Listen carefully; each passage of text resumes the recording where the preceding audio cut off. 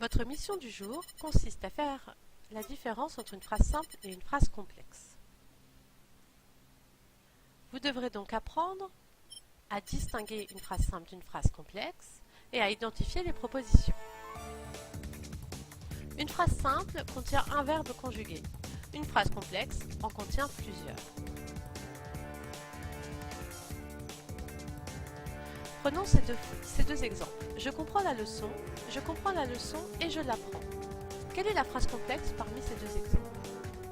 C'est la deuxième. Il y a deux verbes conjugués.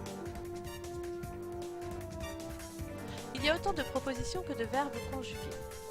Combien y a-t-il de propositions dans cette phrase? Je comprends la leçon, je l'apprends et je l'applique dans les exercices.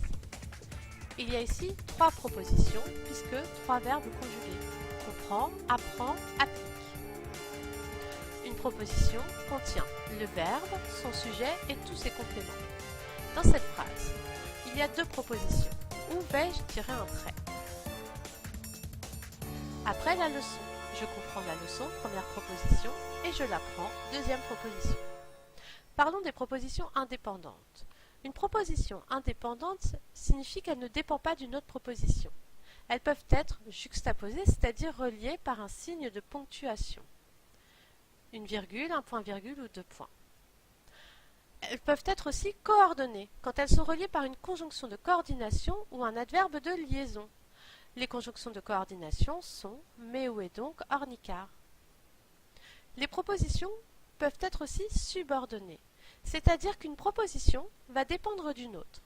La proposition subordonnée est reliée à la proposition principale par un mot subordonnant, comme lorsque, qui, dont, ou avec un accent, si, quand, que, etc. Elle ne peut pas exister toute seule, elle n'a pas de sens toute seule. C'est pour ça que vous ne pouvez jamais commencer une phrase par « parce que ».